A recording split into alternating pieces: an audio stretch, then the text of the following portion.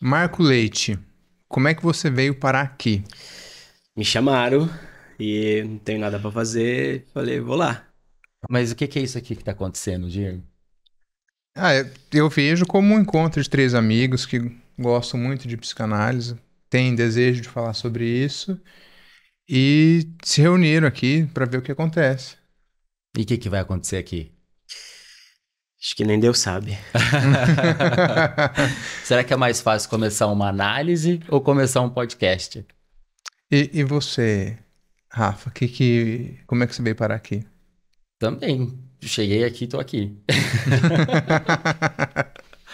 Acho que. A gente vai se apresentar?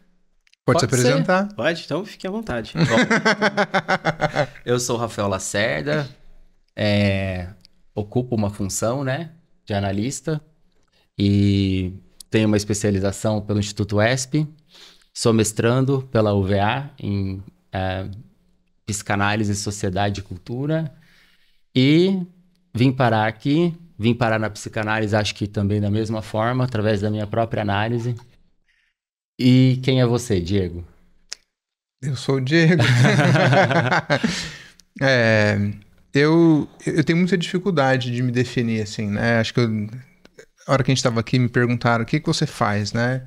É advogado, é professor, né? Eu tô num momento que eu gosto de estudar, eu gosto de estar aqui, eu gosto de estar no ambiente, né, com vocês, como a gente sempre fica, e eu me propus a estudar a psicanálise, né? Desse lugar de uma pessoa que faz análise, que gosta da filosofia, que gosta do texto, que gosta do ambiente, do seminário, né? É por esse desejo que eu tô aqui. E você, Marco? Teve uma vez que uma paciente minha me perguntou assim, Marco, mas você se conhece mais depois que você começou a fazer psicanálise, né? E essa é uma pergunta que as pessoas sempre fazem, né? Ah, quem é você? O que que você faz? Esse negócio de autoconhecimento e tal. Aí eu falei pra ela, olha, não. Pelo contrário, eu acho que o tratamento psicanalítico, ele produz esse efeito de desconhecimento, né? Tá muito ligado com a questão da antifilosofia, que o Lacan vai trabalhar tudo. Então, responder essa pergunta, quem sou eu, é um problemão.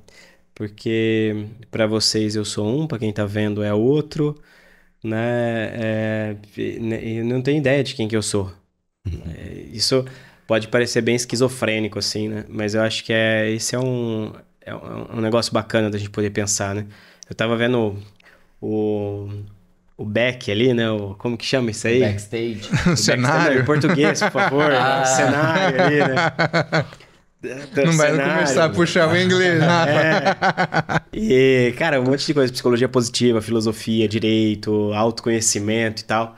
E aí a gente vem pra psicanálise e entende que se existe tudo isso é porque ninguém sabe porra nenhuma de si mesmo e aí precisa de um outro pra dizer faz isso, faz Mas eu aquilo. acho que você trouxe um ponto muito importante, Marco.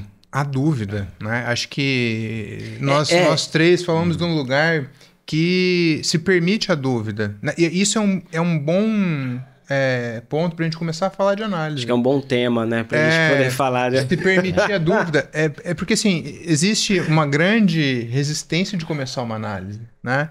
Já começa a partir de uma dúvida, Já né? começa a partir de uma dúvida. Pro- é, Quem busca um analista, geralmente, né? Claro que não dá pra colocar isso pra todo mundo, mas busca querendo saber alguma coisa, mas nem sempre reconhece que não sabe, Uhum. né?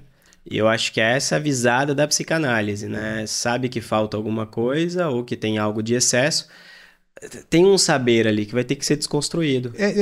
Eu acho muito legal esse ponto, porque começa com essa de transferir o saber para outra pessoa, né?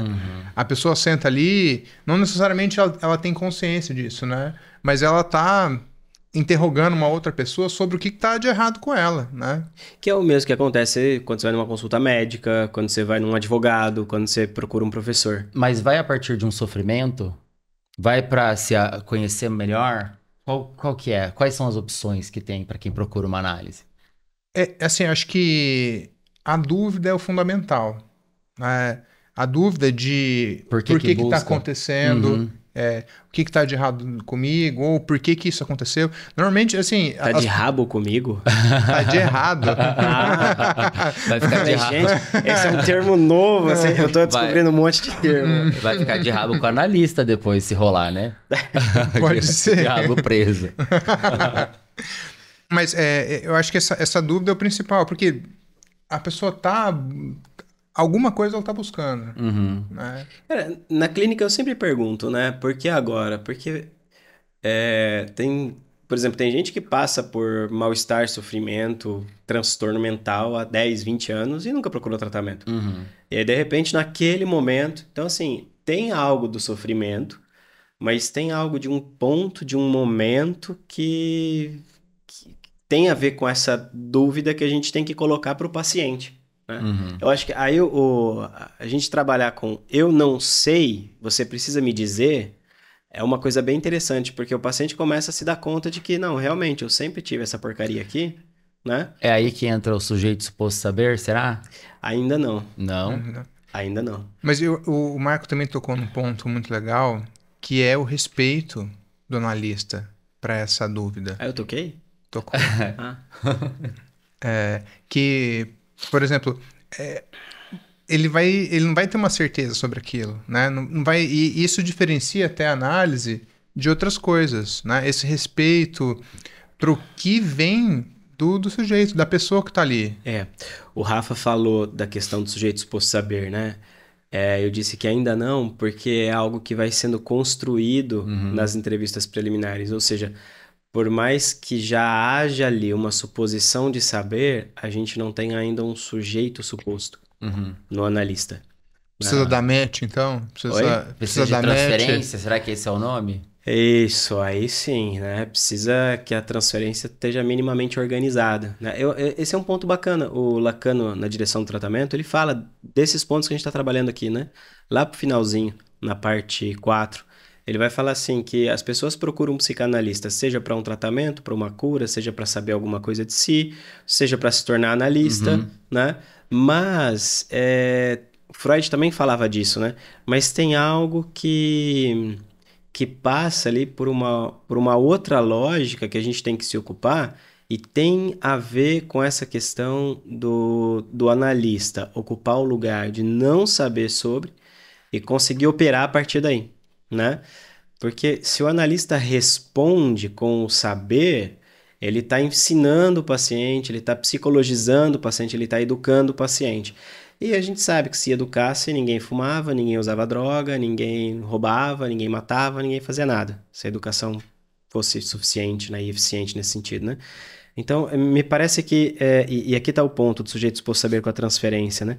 Me parece que há um saber suposto no outro, mas tem que ver se esse outro vai dar match, vai dar química, vai encaixar. E como que se dá isso? Né? O que eu escolho do meu analista que dá esse match, que me faz conectar a ele? Cara, se alguém souber isso, me diga, porque... Não, eu já tive algumas pessoas dizendo assim, é por causa do seu nome. O seu nome é o nome do grande amor da minha vida. Eu já ouvi coisas assim, por exemplo. É um começo, né? Mas falar que tem um... Esse é o ponto que o Lacan trabalha no texto, a transferência imaginária, que é essa primeira, né? Essa primeira transferência que é algo muito, muito delicado. Eu já tive paciente que falou que o meu nome Leite, né? Depois, nas entrevistas preliminares, ela acaba dizendo que leite é algo que ela tomava todas as noites antes de dormir, né? Algo interessante, né? Da onde que vinha isso? Da mãe dela, que tinha falecido. E ela fazia um leite quente para ela e ela conseguia se acalmar. É muito interessante, né? Porque pode ser qualquer coisa, né? Isso. E aí que é legal, porque essa transferência imaginária tem a ver com isso. Pode ser qualquer coisa, mas a gente também tem outro ponto da transferência, que é a transferência simbólica, que aí vai por algo que vai se produzindo ali nesses primeiros encontros, nesse começo que é tão difícil, né? E aí a coisa vai rolando. Sobre essa outra coisa, e aí sim o sujeito suposto saber vai entrar, né? Como vai dizer o Lacan. Sobre essa outra coisa, a gente não tem ideia. Isso vai se produzir, isso vai se construir. Esse é o mistério inicial, então. Como começa, por que a pessoa senta ali, a gente não sabe. O Marco também falou do Freud. Ele falou que quando nenhuma outra coisa resolver, a pessoa vai procurar a psicanálise. Tem né? isso também, né? Ainda bem. Ainda bem, né? Ainda bem. Quando nada mais der certo, quando nada mais fez algum efeito, ou quando você cansou de ter pessoas te dizendo o que fazer. Não, mas isso tem uma ponte muito legal com o Lacan, se a gente pensar das estruturas, né? Que a gente tem uma estrutura para falar como que a gente tem que viver a nossa sexualidade, como que a gente tem que se portar na sociedade, a gente tem normas de trabalho, de convivência, isso tudo atravessa a gente já chega ali né, pronto, né? Pronto Querendo no sentido respostas, né? isso. E às vezes são essas estruturas. É isso que está incomodando a pessoa, né? O convívio dela com... Justamente isso. Justamente. Às vezes vai ser no trabalho, às vezes vai ser na forma de se relacionar, né? Um papel que ela tem que desempenhar na sociedade. E por que que a psicanálise é tão diferente assim que não responde aquilo que eu quero saber sobre mim? Mal-estar na civilização do Freud, né? 1930 mostrando esse conflito que a gente tem com a cultura, que ao mesmo tempo é isso que me impede, né, o gozo, me impede a satisfação pulsional, né, imaginariamente possível de ser plena, que o Freud vai colocar depois como a questão do amor também, e ao mesmo tempo me protege, né, me organiza, me permite viver mais e até certo ponto melhor. Então tem um conflito aqui que a gente pode jogar também para conta da moral e da educação, né? Voltando na questão do backstage. O backstage, né? O cenário aqui atrás, né? A filosofia, a educação, a religião, de alguma maneira ela vai propor aí uma moral, ou morais, né? E a psicanálise não vai trabalhar com essa visada, ela não vai trabalhar sem, ou seja, não é que uma pessoa que faz análise vai ser um imoral, um amoral, um antimoralista, sei lá, não. É que a relação que você vai ter com a cultura e com a sociedade vai ser outra. Cara, mas você falou de amoral e tal, Amor. né? Amor. A gente está falando de... Quando a gente fala de moral, de ética, a gente está falando do aspecto normativo. Normativo é de normal, de como que a sociedade tem uma expectativa de conduta para aquele sujeito. O direito funciona assim, né? A moral, tudo isso que a gente fala de normatividade trabalha nessa esfera. Será né? que já... Acho... Continua. Pode deixar essa parte. É o ato. É o backstage. É o corte. É o corte. Mas eu ia falar o seguinte, será que já dá para falar de ética da psicanálise nesse ponto? Então, eu acho que a ética da psicanálise ela vai demandar um universo diferente desse. Porque se de um lado a gente tem as estruturas falando, olha, faça isso, tenha esse perfil profissional, trate a pessoa que você se relaciona desse jeito, a psicanálise ela fala, não, ó, vamos pensar uma ética a partir do sujeito. Né? A gente inverte... Para mim, aparentemente, existe uma inversão. Se da sociedade a gente pensa da estrutura para o sujeito, né? Do direito para a pessoa, da religião para a pessoa, aí, então.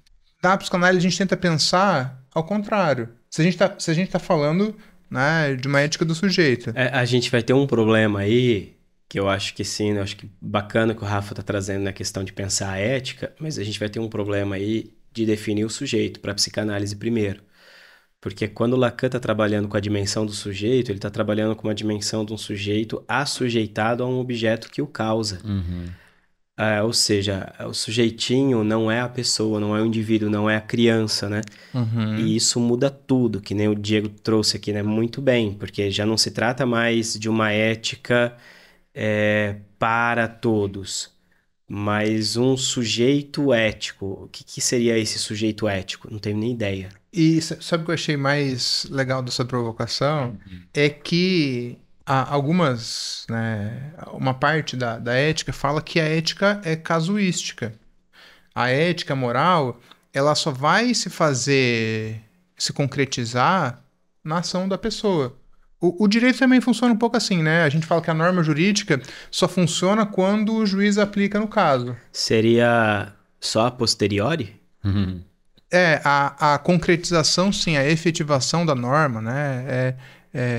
Só seria a posteriori. Mas, assim, o mais importante é porque é a ação que amarra a norma na realidade ali, né? E por que é tão importante que o analista saiba da ética da psicanálise? Como operar isso?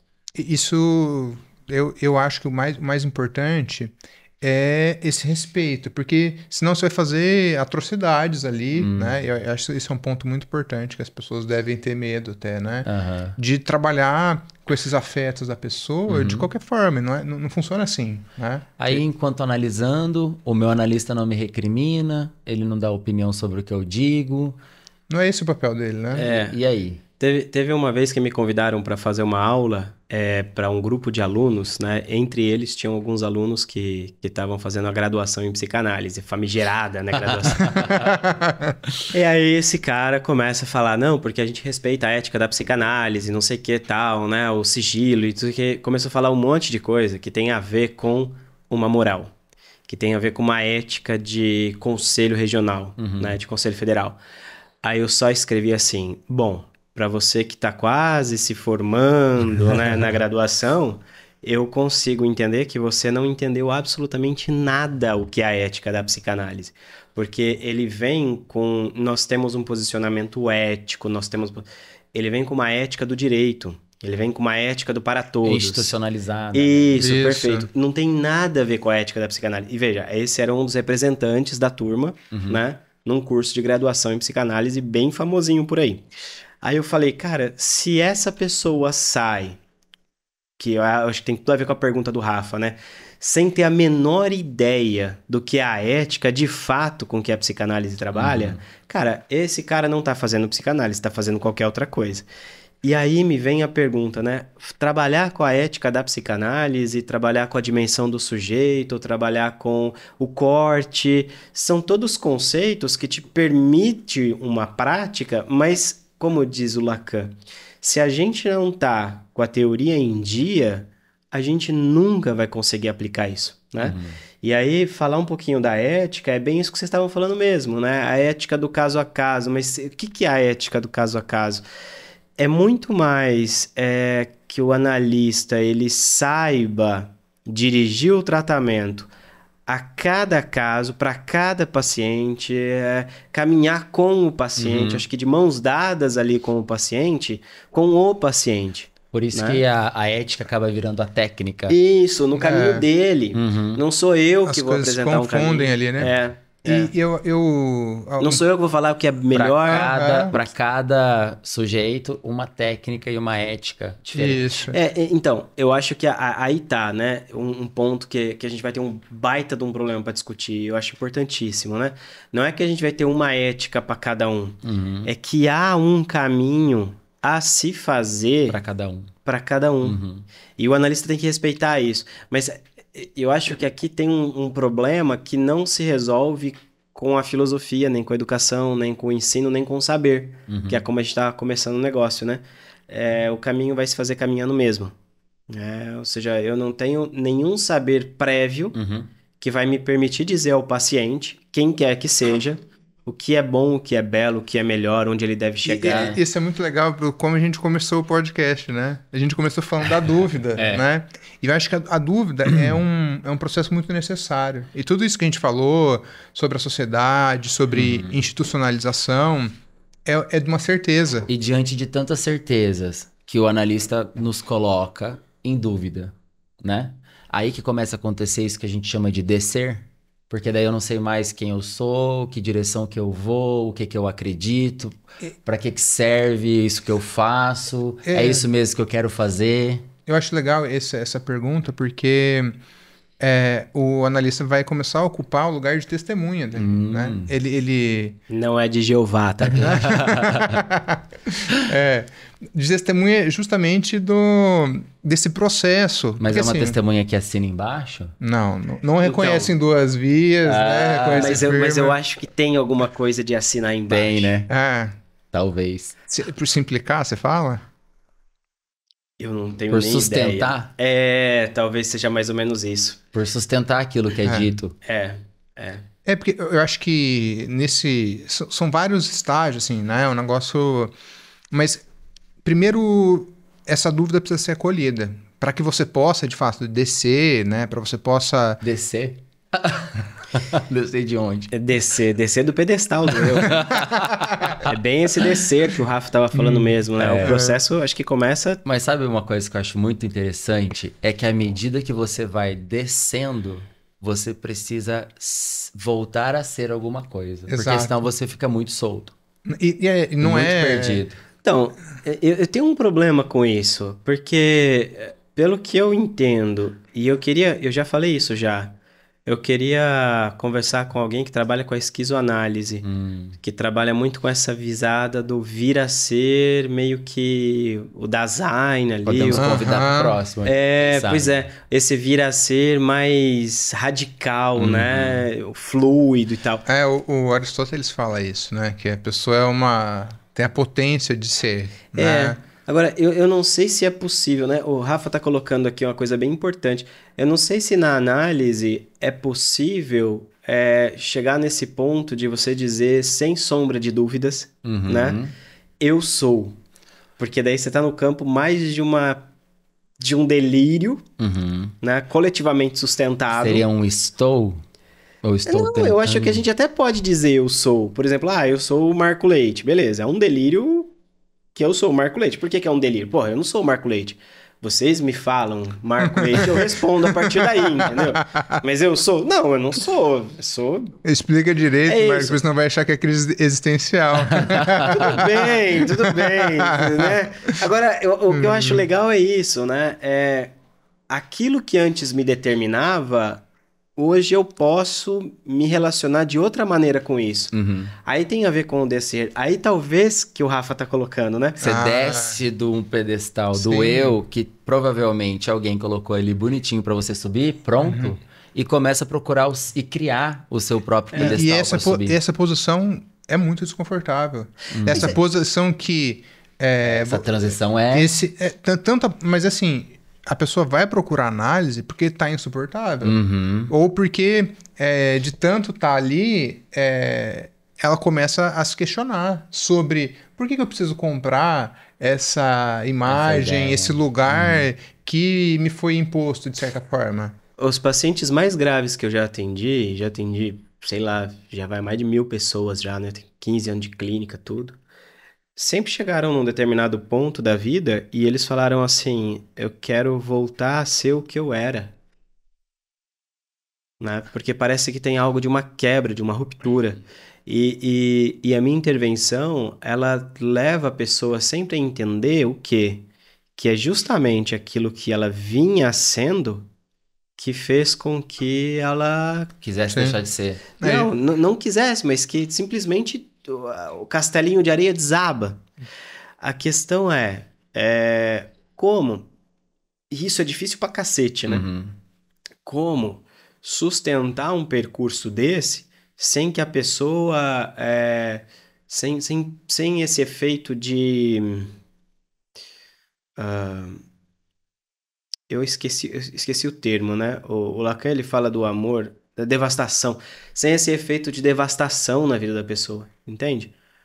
Aí a gente volta para a questão da transferência, né? Só a transferência pode sustentar isso, mas porque você não vai estar preocupado com o que o teu paciente vai ser, com o que o paciente é, mas você vai estar muito mais ocupado nesse percurso de vir a ser, que só pode chegar se ele caminhar pelo descer. Aí eu não sei se precisa ter um pedestal. Não necessariamente. Às vezes vai ser um lugar rebaixado. Pode ser um pedestal, pode ser um porão. Mas não tem mais. Esse que é o ponto. Não tem mais alto, baixo. Não tem mais porão ou pedestal. Não, mas eu acho tem que... o caminho que a pessoa escolher. É de uma outra lógica, de uma superfície. Aí que estaria o falta ser, será? Se a gente tá falando de uma... Falta ser, eu não sei. Sim, tem a ver. Porque eu tô apostando mais aqui no vir a ser. Mas o que vem a ser, falta ser. A partir de uma falta. Então os dois estão trabalhando juntos. Sim, por isso que eu disse, né? Que tem a ver. Tem a ver. Se a gente fala na alteração de uma posição subjetiva, A gente está falando de alguma coisa que não existe ainda, que pode acontecer, mas que é diferente, né? E é legal isso, né, Di? Porque eu tenho dito, né? No livro lá eu trabalho em cima disso, né? Que uma psicanálise ela pode ser sentida precisamente naquele momento em que a pessoa, no percurso da análise pessoal dela, consegue reconhecer que aquilo que ela está sendo hoje era impossível quando ela começou o tratamento. E não é impossível porque ela falava assim, por exemplo, hoje eu tenho, sei lá, um helicóptero. Pra mim era impossível há 10 anos atrás. Não. É mais ou menos assim, cara, hoje eu acordo pra trabalhar das, sei lá, 9 da manhã, vou até as 10:30 da noite. Tenho um puta de um tesão no que eu faço, gosto, tô lá, não sei o quê. Chego em casa, ainda dou atenção pra família, não sei o quê. E aí, olha que hora lá atrás, fala, cara... Onde que eu tava? Isso aqui era impossível pra mim. Eu nunca na minha vida ia imaginar... E né? a gente tá falando aqui em termos eu ia ser vendedor de Tupperware, sei lá. Esse é um ponto que eu aprendi com o Daniel Marpérez. Uma análise pode levar alguém, psicólogo, médico, não sei o que, doutor, a virar vendedor de Tupperware. A virar vendedor de Tupperware. Vender coco na praia. E a gente tá falando aqui de uma busca por satisfação. Satisfação talvez seja um problema bem contemporâneo. Uma ética do desejo. Uma ética do desejo. Mas essa busca por satisfação, a gente falou de várias coisas aqui que podem levar uma pessoa a procurar uma análise. Você falou do nome, Marco Leite. Às vezes o nome da pessoa é um problema. Se a gente está falando... sempre é um problema. De questões de gênero, ou até do nome que foi escolhido, contexto, né? Mas o que mais seria um motivo hoje, né, do nosso tempo para uma pessoa buscar uma análise? Eu acho que para se tornar analista, né, também. Porque quando fala do tripé, fala-se muito da sua própria análise pessoal. Então, a partir do momento que alguém sabe disso minimamente da teoria, eu acredito que busca uma análise também para se tornar analista. E a pessoa que, assim, nunca ouviu falar de psicanálise, por que ela procuraria? Porque, assim, qual seria o começo? Eu aposto nessa questão do sofrimento, né? Dessa insatisfação que está dominando essa pessoa e que talvez a pessoa não queira ir para uma... Vocês são muito românticos. Uma via medicamentosa. Às vezes o remédio é uma solução mais fácil, eu já escutei isso. Faz um tamponamento, né? Vamos ver o que ele vai falar. Eu não falo. Eu gosto muito de escutar o porquê que as pessoas procuraram um psicanalista. E mais recentemente, na minha clínica, eu tenho uns relatos bem interessantes. Uma das pacientes que me procurou recentemente, ela falou que estava no ChatGPT e depois de 5 anos fazendo terapia cognitivo-comportamental e terapia comportamental e outras terapias... Eu já escutei essa história. Já escutou, né? Ela entra no ChatGPT e começa a pedir indicações do que fazer com a ansiedade, com o mal-estar, com a procrastinação. E aí chega um momento que ela fala assim... ChatGPT, você tá muito comportamentalista. Me deu uma outra opção. Aí o chat falou, tá na hora de você consultar um psicanalista. Eu achei aquilo genial. Eu falei, sério mesmo? Ela falou, sério. Também a AI tá do nosso lado, então. Mas você sabe que assim, a inteligência artificial, ela responde o que você quer ouvir muitas vezes, né? Ela tá com um banco de dados ali que você põe pra ela. O viés, o viés. Porque, por exemplo, se a pessoa falou que o cognitivo não estava resolvendo e criticou, aí ela vai procurar uma outra, né? Fora do cognitivo. Putz, a pessoa precisou do ChatGPT responder ela pela... Sim. Mas é interessante isso, né? Eu tenho um outro caso de um cara que, né, tem problemas sexuais com a esposa, né? E aí ele fez terapia, fez psicologia, fez psiquiatra, tomando remédio, não sei o que. E aí chegou uma hora que o psiquiatra falou assim, cara, eu acho que vale a pena talvez você ver um psicanalista, né? Então, o que eu quero dizer com isso? Que, bom, as razões pelas quais alguém procura um psicanalista, pelas quais alguém vai procurar a gente, né? Aqui nós 3 especificamente, são as mais variadas possíveis, mas tem a ver ainda com algo que toca no íntimo de cada um, de que, puta, tudo que eu tô fazendo cara, não deu ainda, não deu certo, não funcionou, né? Por isso que eu acho bacana isso, né? A pessoa tem depressão, tem, sei lá, pânico, os transtornos mentais de uma forma geral, procura um psicanalista. Geralmente tem procurado porque já procuraram outros tratamentos e não funciona. Não é o lugar pra gente falar de prática baseada em evidência, né? Porque eu sou super defensor dessa teoria, dessa ideia, né? Trabalho na clínica com isso, né? Mas assim, tem muitas evidências, tem hoje cada vez mais, né? Então a gente tem clínica, tem uma série de coisas aí para o tratamento de saúde mental. Mas há um outro tratamento que eu acho que é mais interessante quando a gente vai ver que a pessoa não tem um transtorno mental, embora hoje, Tudo é, né? qualquer um, se for Tem até no chá médico, revelação, Já né? revela... já é revelação de transtorno mental, Embora a gente tenha tudo isso na cultura de hoje, me parece que tem um certo mal-estar que não se dá a partir de um transtorno mental, mas que tem a ver com, cara, eu não sei o que fazer da minha vida, né?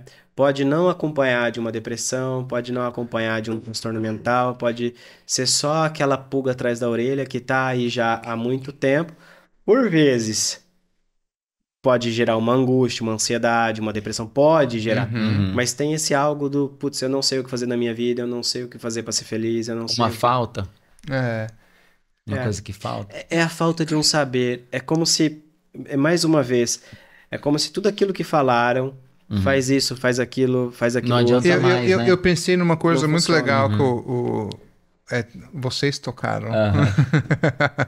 Se eu falo que o Marco tocou, ele vai falar, eu toquei? Que foi essa questão do diagnóstico, né? Do chá revelação, do diagnóstico. E parece que a pessoa se apega àquilo, né? Ela nessa busca já, nessa angústia... É mais fácil, né?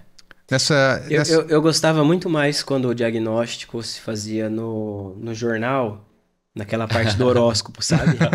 Você vai ticando assim. Não, mas Que você chegava pode lá ser. assim, aquário, né? Hoje o seu dia, Pode número tal, ser. cor tal. Aquilo pra mim era muito mais funcional. A pessoa, às vezes, ela não percebe que ela se apegou a isso. Né? Ela se apegou... Fácil. Percebe, É mais percebe. fácil que alguém te nomeie, não é? É mais fácil que alguém te diga o que você é. Então, Não, mas é mais fácil, mas não é funcional. Não, mas assim, o que eu tava querendo dizer é que assim, a pessoa não percebe que é ela que escolhe. Por exemplo, eu sou de câncer, sou escorpião, por isso que eu sou desse jeito, entendeu?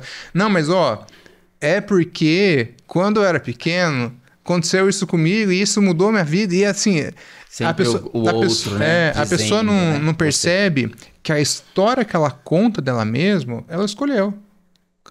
Acontece tanta Ou coisa. contaram pra ela, né? Não, mas assim. Então, ela Contaram pra ela, mas ela escolheu contar. Mas aquela será que tem escola. escolha? Então, aí que tá. Eu ia chegar nessa, Rafa. Eu concordo com vocês.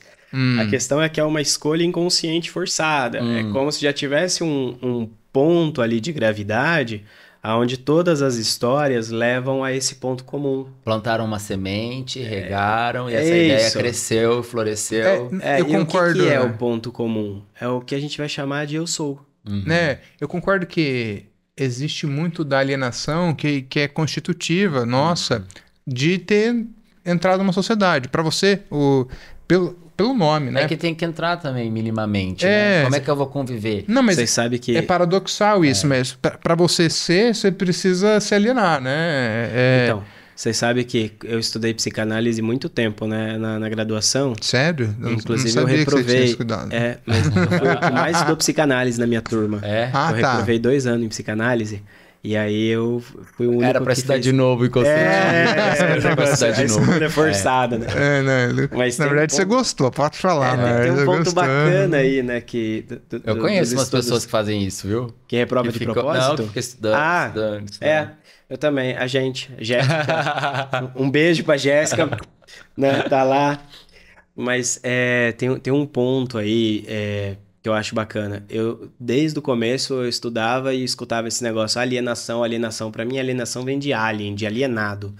E alienado, pra mim, tem muito a ver com o cara fora da casinha, com o ET, com o exterior. Aham. Mas quando a gente fala de alienação em psicanálise, a gente tá falando, parece que de uma outra coisa, né? Porque se trata...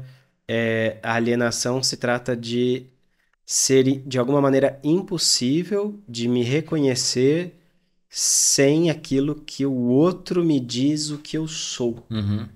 Né? Cara, Sem os elementos que vêm do outro. você vê, alienação, pra mim, é tipo assim, se você vende um imóvel, você tá alienando. Então, é porque Já o é imóvel... conceito. Então, mas não, é o mesmo. Terceirizou. Não é teu. Não é teu. Aí o Lacan vai dizer que o eu é um outro. Porque não é teu. O imóvel não é teu, Tá tá pagando alienado. aluguel? Tá pagando aluguel? Não, é que tá alienado. É do banco, entende? Tá pagando... Só vai ser teu quando Quando for fazer análise? o analista assinar embaixo. Né? Testemunhar. Não, cara, explica isso, senão o pessoal vai falar, não, eu vim fazer análise aqui com o Marco porque ele prometeu uma casa pra mim. Então, quando você tá com o imóvel alienado ou com o carro alienado, o que é alienado? Você tem o usufruto dele, teoricamente ele é teu, mas ele só vai ser de fato teu quando você pagar todas as dívidas. Aham. Talvez tenha um processo aí da análise que tem muito a ver com isso também, né?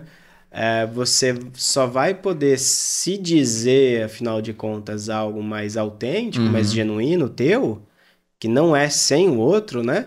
É quando você pagar as suas dívidas simbólicas também. Isso é rápido?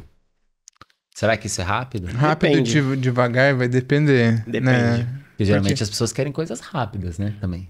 E eu acho que isso tem muito a ver com o tempo. Né? Muito do sofrimento é não se permitir ter o tempo necessário para aquilo. Eu acho que a psicanálise é um tratamento rápido, sim, bem rápido. Relativamente. Não, rápido mesmo. Se a gente puder levar, por exemplo, as pesquisas, né? Que eu trabalho bastante, pesquisas clínicas e tal. Quando compara com outros modelos psicoterapêuticos, os efeitos mais duradouros do tratamento, né? Eles costumam acontecer no mesmo prazo, assim, por assim dizer. Então, você coloca lá TCC, DBT ou outras psicoterapias, mais ou menos no mesmo prazo. Até há uma teoria bem legal que fala que talvez não seja a teoria aplicada que produz esse efeito, mas os próprios sintomas, eles são autossolúveis, assim, eles vão se auto-resolver, né? Em um determinado momento, em um determinado prazo, mas ele tende a voltar.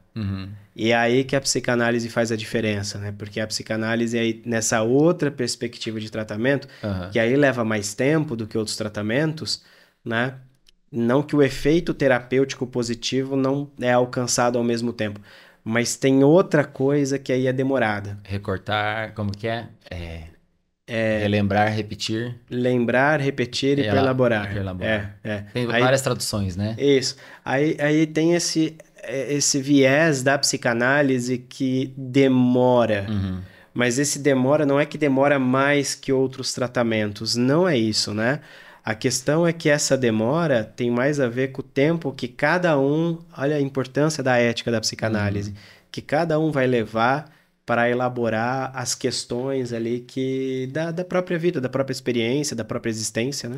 Vocês acham que o fluxo, né, da sociedade em si, assim como um todo, que está tão habituado a ter coisas rápidas aí dentro do discurso capitalista, é o que pode fazer com que muitas pessoas deixem o tratamento muito rápido? Não permanecem para ir até esse fim?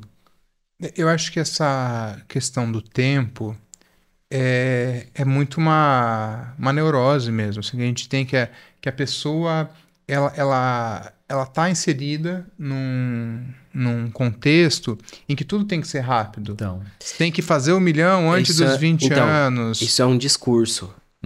Só que esse discurso não cola. Porque quando a coisa tá boa, a gente ainda fala, putz, quero ficar mais um pouquinho aqui. Então é um discurso que não cola. Por mais que fale, tem que ser rápido, tem que ser rápido. Não. Quando você tá, por exemplo, sei lá, numa piscina gostosa ou nas férias, não sei o quê, você não vê a hora de chegar, você quer que seja rápido. Mas você não quer fazer outra coisa. Quando você tá trabalhando com uma coisa que você gosta, que de fato faz a diferença na tua vida, você não quer que acabe. Então, talvez não é assim essa lógica, né? Tem que ser rápido, rápido, rápido. Mas pra que eu tô gastando meu tempo? Tem que ser meu dinheiro, minha vida. Talvez. Não, tem que minimamente ter uma satisfação ali. Com o que eu gasto meu tempo, meu dinheiro, com o que eu gasto a minha vida. Porque a gente sabe que a vida não tem volta, né? Com o que eu gasto a minha vida, Uhum. né? Com as coisas que eu não gosto, que seja o mais rápido possível. E isso eu acho que também é uma das coisas que faz a pessoa procurar análise. Uhum. Perceber a vida passar, essa falta de sentido, né? Porque quando você não enfrenta, né, no sentido de buscar essa satisfação, né, ou de se deparar com o que é realmente importante para você, fica essa sensação de vazio, né? Não que ela vai deixar de existir em algum momento, mas ela toma conta de maior, você, a ponto de se tornar uma angústia, a ponto de fazer você, inclusive, Ser impeditivo, né? Talvez.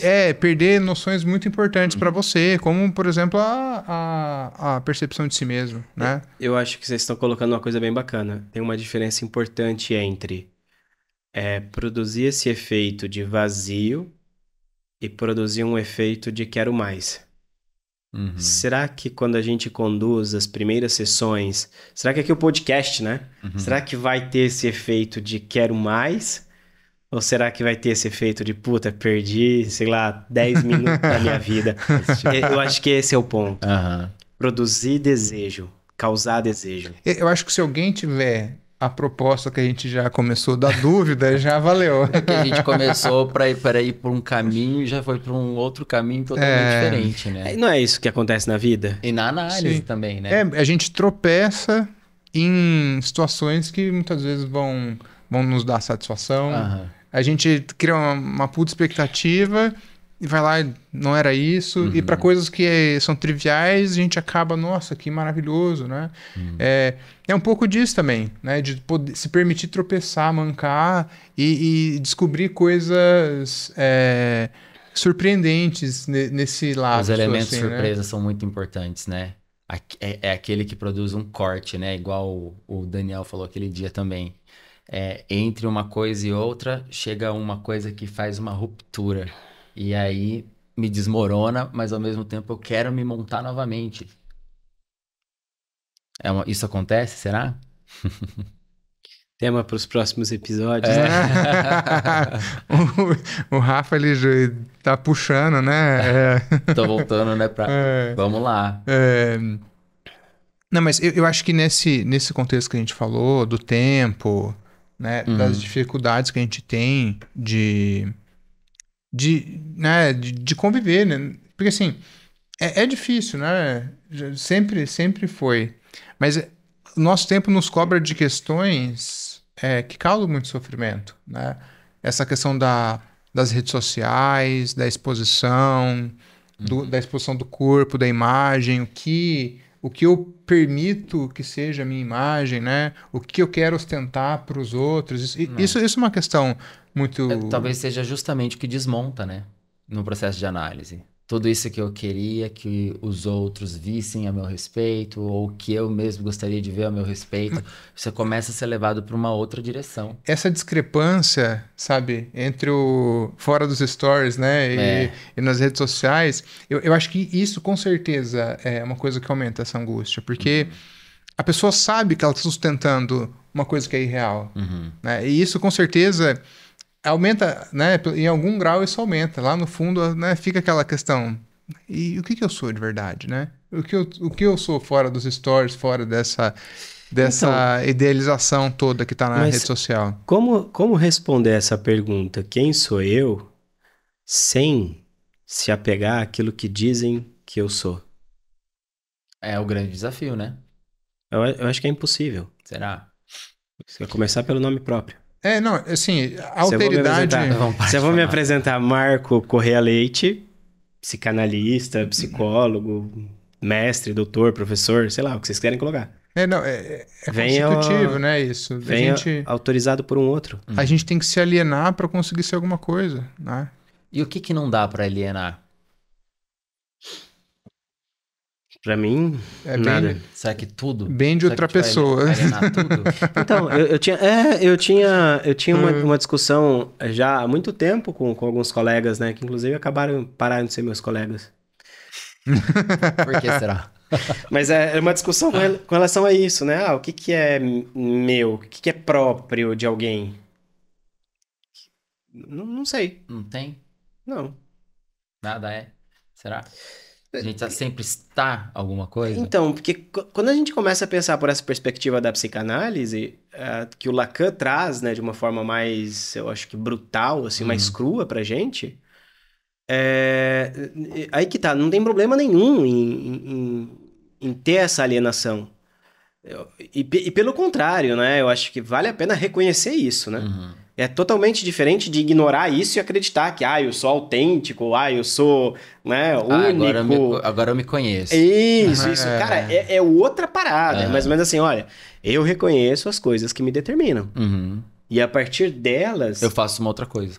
Perfeito. Eu acho que a gente leu isso em alguma das vezes será, hein? que a gente quase não lê. Que o Lacan estava criticando os filósofos existencialistas. Isso aí tá na obra do Lacan.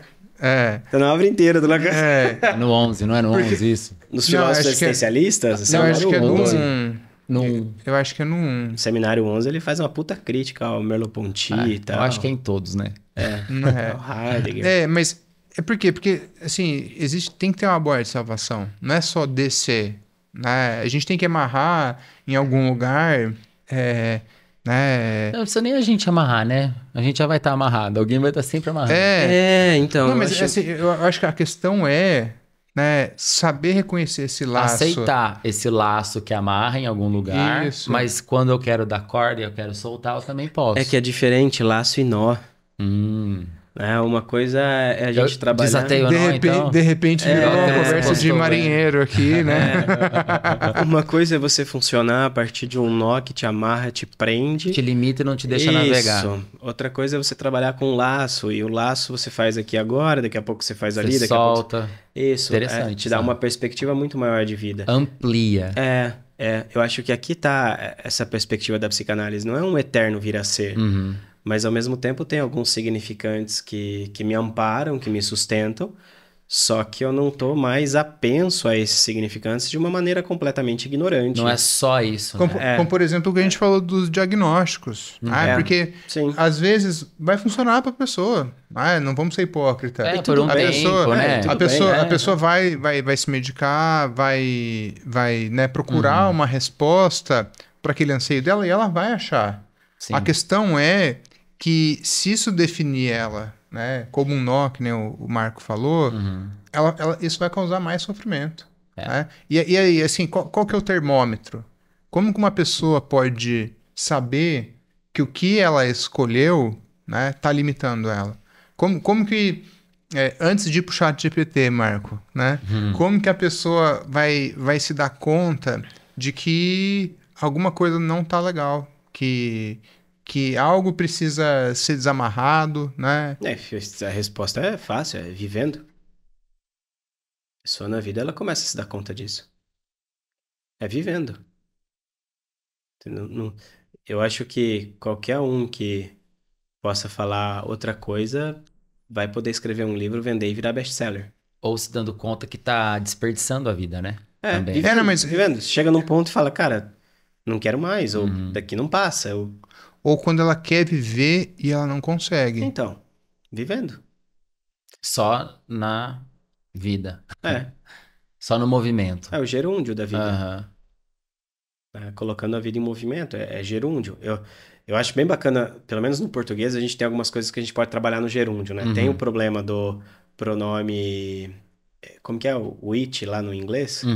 Como que é? O it que serve pra tudo, né? É pronome... É o sujeito. Não é masculino nem feminino? Qual que é? Não tem gênero. É o it, o não the não também. É o gênero, por exemplo, o inconsciente no Freud. Não é o... O it, Isso. a coisa. Isso. É um pronome, não é impessoal, Agora eu esqueci. Indeterminante. Indeterminado, é essa questão que a gente não vai ter no português, né? Mas o português ajuda bastante a gente com o gerúndio, que não, se eu não me engano não é o mesmo que o ing do inglês, né? Tem alguma coisa a ver, mas não se resume a, né? Não é só isso, né? Porque o viver do português, o vivendo, traz muito mais esse aspecto de algo que não passa, né? Não é algo que eu vou fazendo. Acho que o gerúndio do inglês tem a ver com esse algo que você vai fazendo, né? É movimento. Isso às vezes é muito difícil de explicar, porque onde cabe o infinitivo no inglês, também cabe o gerúndio. E no português, não. No português, gerúndio é gerúndio. O que é o infinitivo? O infinitivo é o nome do verbo, tipo, trabalhar, fazer, viver. Esse é o nome do verbo. É tipo, vou trabalhar e estou trabalhando. É tanto que no português de Portugal não tem gerúndio, né? Eles falam, eu estou a trabalhar. Credo. E aí... Eu estou a trabalhar. Cada vez mais eu agradeço por ser brasileiro. Cada português brasileiro me representa. Só não pode falar no gerundismo, né? Aí não rola. Mas então, eu acho que tem esse aspecto, assim, né? Que a vida se faz vivendo. Uhum. Não é um ato que eu vou vivendo, é que tá aí, entendeu? E essas coisas a gente vai percebendo, né? Caminho aí, se faz caminhando. Tem alguém que fala isso, né? Caminho se faz caminhando. O Freud mesmo o fala, Freud. o Freud fala, como é que eu vou bastante saber? gente fala isso, que é um pouco óbvio também, né? É só na lida mesmo que as coisas acontecem. Eu adoro essas coisas óbvias, assim, pra jogar na clínica, pra trabalhar na clínica. Porque, veja, quando a gente traz, às vezes, essas coisas óbvias, por exemplo, né, teve um paciente meu que uma vez falou assim, porque eu aprendi que deve dar a outra face. Eu falei, de onde você aprendeu? Aí ele citou o evangelho, não sei o que. Eu falei assim, dar a outra face. Quantas faces você tem para mostrar para outra pessoa? Aí ele falou assim, não é virar o rosto e tomar outro tapa? Veja, a pessoa vai ter que dar um jeito no óbvio. Isso.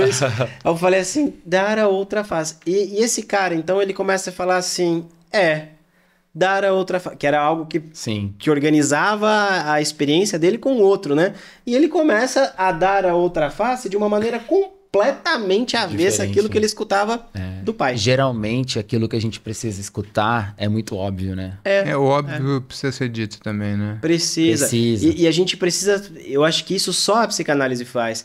Permite com que eu, nisso que é óbvio, que todo mundo diz e que tá na minha boca, me relacione de uma maneira completamente minha, que é diferente de dizer que é algo assim, que é só meu, mas que eu possa interpretar isso de uma maneira e possa colocar minha vida a funcionar a partir daí.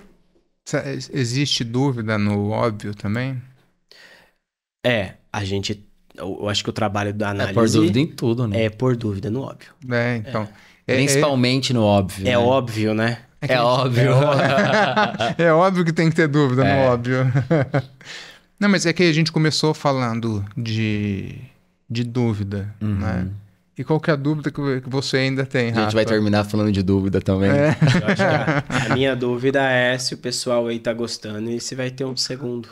Se eles vão entender alguma coisa também, né? Dessa pira coletiva. E o que é óbvio nessa dúvida? Bom, a gente vai ter que pagar pra ver vivendo. Vai ter que viver. No gerúndio. Vai ter que estar postando. Falando no gerúndio. Já acabou? Tá quase, eu acho. Não sei. Podemos acabar. Acho que podemos acabar, né? Vamos ficar por aqui? Vamos viver. Vamos viver, então. Vamos ver. Até o próximo, gente. Até. Valeu, obrigado. Valeu. Obrigado, pessoal. Até mais.